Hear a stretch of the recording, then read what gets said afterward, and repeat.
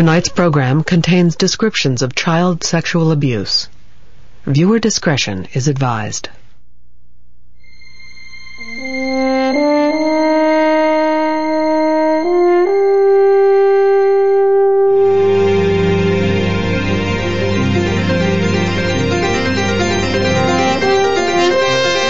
Funding for Frontline is provided by the Park Foundation, committed to raising public awareness, with additional funding for this program from the Jerome Foundation in celebration of the Jerome Hill Centennial. Frontline is made possible by contributions to your PBS station from viewers like you. Thank you.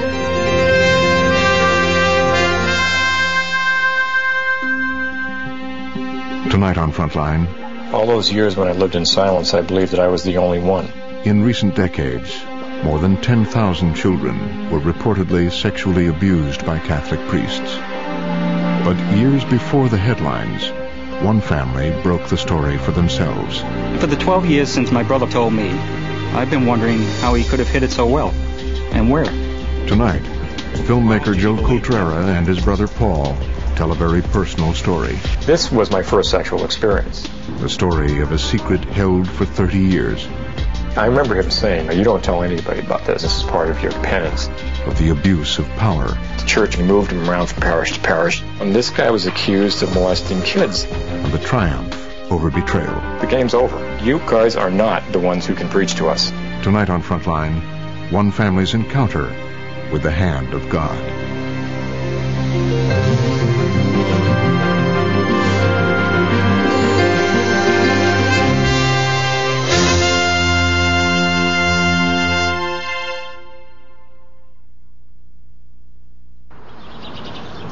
These are all tapes. Take a look at these tapes. The title, see if you can remember. It says Paul. What's this one? Let's see if I can remember this.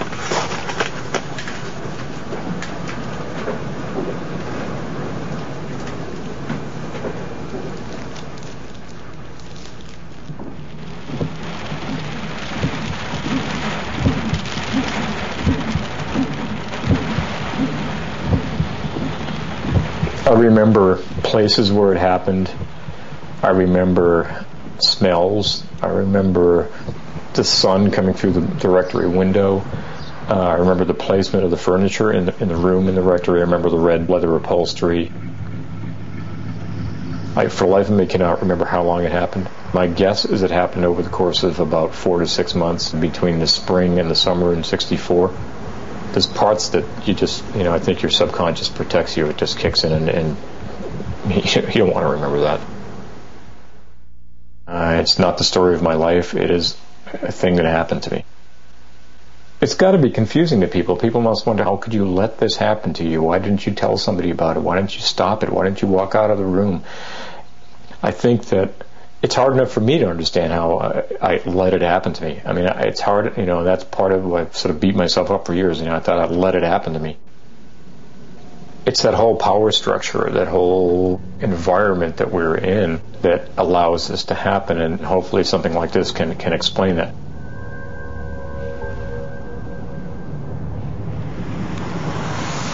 This is my brother Paul, my father Paul, my grandfather Paul.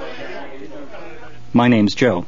I don't like to be in films. This is my mother Josephine. Oh, God. Her father Joseph. This is Nonna, my grandmother Maria. My sister Maria. Mary, Mother of God. Here's how it all starts. Salem, Massachusetts, best known for its witchcraft trials and executions. Our small pocket of the city was an Italian neighborhood, close-knit, one house tied to the next, by clotheslines, by culture, by bonds of family and friendship. And in that neighborhood, a church, St. Mary's Italian, built in 1925 by the neighbors, a place where everyone met for religion and community, a tribute to lost loved ones. Down the street was our house, built by my grandfather Joseph, my mother's father. It's where we grew up and where my parents still live.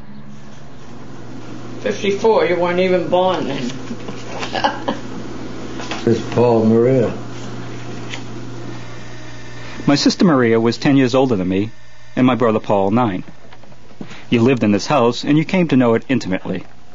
On every spare wall, Jesus, Mother Mary, and the saints, keeping time, tracking our movements. In the hallway, popes and cardinals kept an eye on the door and the stairs. We lived up those stairs, where the saints made room on the walls for my father's paintings. It was a hobby he came home to after days of factory labor. In this house, there was comfort in details, familiar crevices and paint peels, family hiding places. For 30 years, my brother Paul hid a secret about something that happened to him in Salem, not far from here. And for the 12 years since he told me, I've been wondering how he could have hid it so well. And where. And so I've been looking back at those hiding spots we both knew, and looking for other spots that Paul just kept to himself.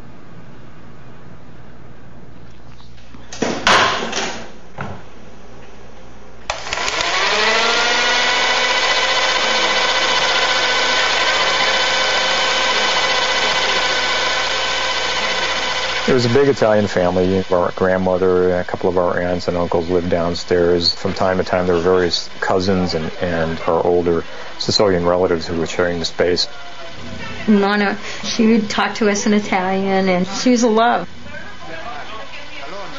It was a wonderful, childhood. Mom had 7 brothers and sisters. I'd say for the first 10 years of my life, they all lived in that same house or within a block of each other. You were surrounded by family. It was very protective, very safe, very nurturing. There were all these people who clearly loved you, and you were very much like them. Maybe the downside of it was that once you got out into a world where people weren't speaking that dialect and people weren't your family, you could get into some trouble.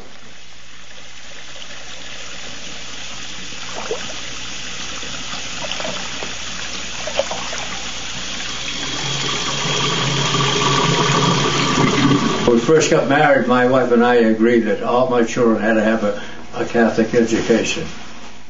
The Italian church, St. Mary's, didn't have a school. And St. James, which was the Irish parish not that far away, they had a kindergarten through high school. I still dream that I'm in that school building. It was all nuns. There were no lay teachers back in those days. That dress is frightful enough in itself. If you came home and you said, "Oh, sister, somebody was yelling at me," it wasn't, "What's wrong with sister? What's wrong with you? What did you do?" As children, we were very passive, and we were just told to do it. We did it.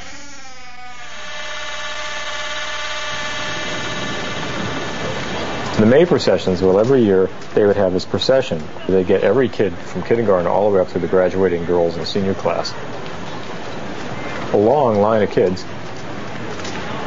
Each of their nuns would be standing next to them with a little clicker, keeping them in line. Some girl in the senior class, they'd pick the May Queen.